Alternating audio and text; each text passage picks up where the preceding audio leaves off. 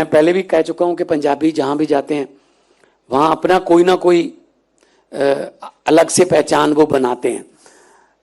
मैं सियाटल गया तो बोइंग में 45% इंजीनियर पंजाबी हैं बोइंग में, और 45 में से 80% जीएनई के हैं, गुरु नानक देव इंजीनियरिंग कॉलेज। वहां जीएनई डे मनाते हैं, वो जीएनई डे मनाते हैं गुरु नानक देव इंजीनियरिंग कॉलेज से। इतने इंजीनियर जो हैं बोइंग में, माइक्रोसॉफ्ट में, फोर्ड में। तो हम लोग बहुत टेक्निकली बहुत ऊपर हैं।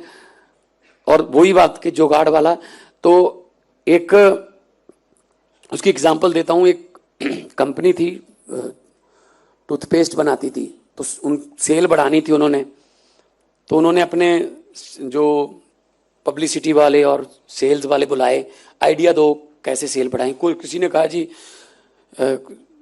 सचिन तेंदुलकर को ब्रांड एम्बेसडर ले लो, किसी ने कहा जी आईपीएल में स्पॉन्सर बन जाते हैं, किसी ने कहा जी इसको कर लो, ये कर लो, टीवी पे ऐड बढ़ा दो।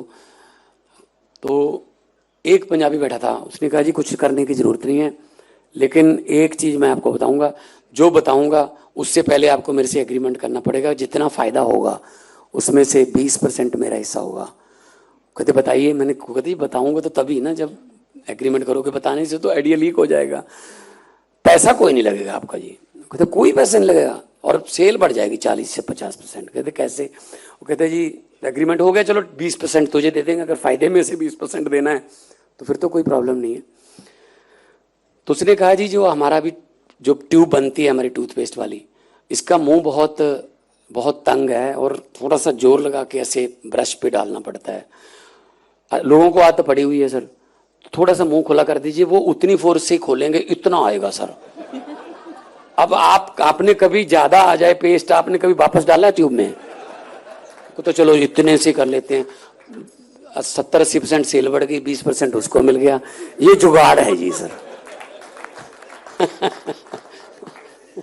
तो हमसे सलाह लेते रहा कीजिए सर, हमारे पास एडवर्टाइजमेंट के बहुत अच्छे अच्छे तरीके हैं सर।